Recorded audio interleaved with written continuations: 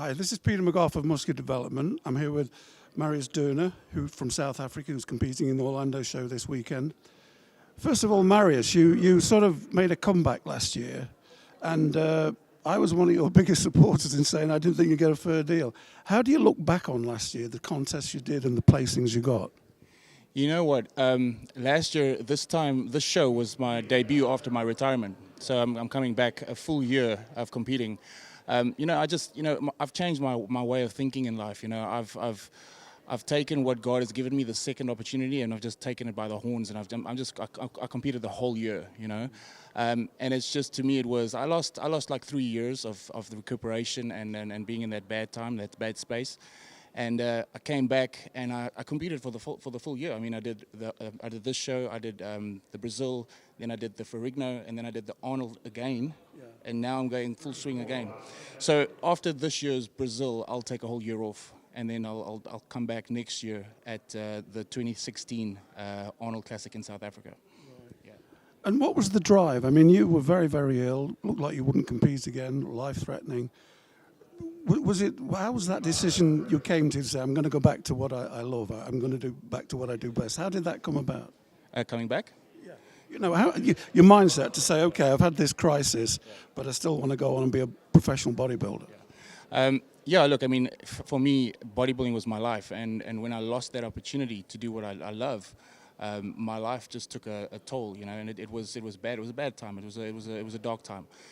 But like I said, and like the doctors told me there was no ways to recuperate from kidney failure, and the only thing I could do is go to the Bible. I remember going back in the days when my dad took me to Sunday school, and the teacher telling us there that Jesus heals and God can heal you, and it was my only opportunity, it was my only chance, it was my only hope, and here I am after 3 years, the doctor telling me that I can't ever do bodybuilding again and that my kidneys will never work again, standing on stage and competing and doing what I love, and being more healthier than ever.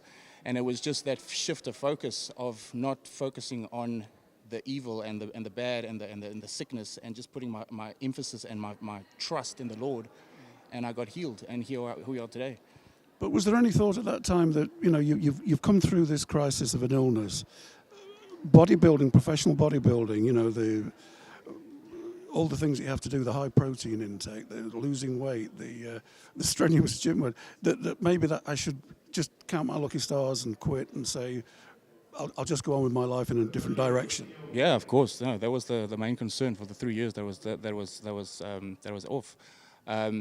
It's just, like I said, you can't explain it because you can't explain what God does. And that's what the doctors also say. They just they condemned me. It's like, no ways you're going to be healthy again. Yeah. But here I am, eating the same amount of protein. Look, I'm not going mad with protein anymore. I have found that I do look better when I consume a lot of carbohydrates. And there are periods of my diet where I actually prefer to eat a lot more carbohydrates. Like now, when I'm carbing up, I barely touch any protein. It's very, very little protein and a lot of carbohydrates. And I mean, it's George Farah as well. If I've got that guy on my team, and he's unbelievable. When I've got George on my team, stuff just happens. When I go on my own and I try and fix things my own way, I just don't get it. He's just anointed. He just knows how to get the body right. Yeah.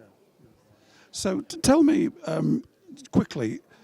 Reprise last year, how do you see it now? Because, I was scratching my head from this show last year that this guy comes out, 265 pounds or something? Great proportions, shape, narrow waist. What's the problem? So how do you inquest that from last year? I took a knock.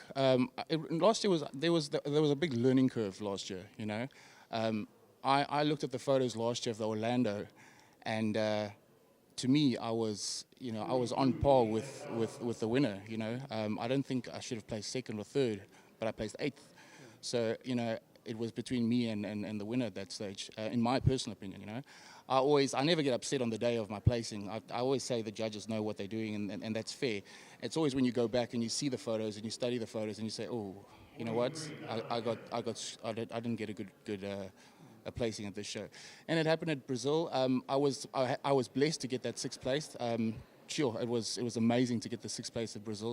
It was my highlight of my year. And then I think at New York, I missed the mark a little bit. I tried to get in too hard, and I kind of lost it a little bit. And then for Rigno, I kind of got it a little bit better, but my conditioning wasn't good, so I placed 4th.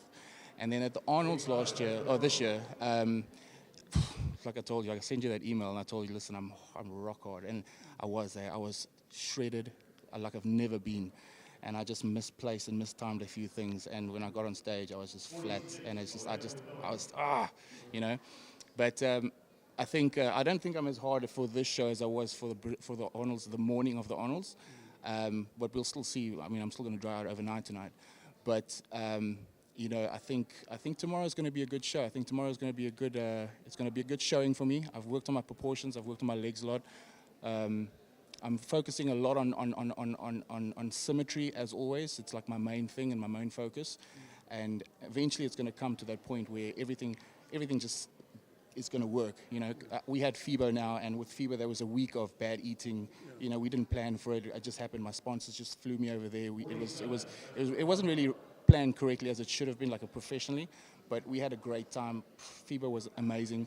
And just before FIBO, I got a spider bite, so I wasn't in my best shape. So yeah, it's been a ride. Yeah, maybe we should give you a nickname, Lucky. We should call you Marius Lucky Dohne. So tell me, you know, from South Africa, you know, the last guy to make it big from South Africa, Gary Strydom, you know, 25, 26 years ago. What's it like being a professional bodybuilder in South Africa and traveling these vast distances to compete? Yeah, look, I mean, it's always difficult, you know. The traveling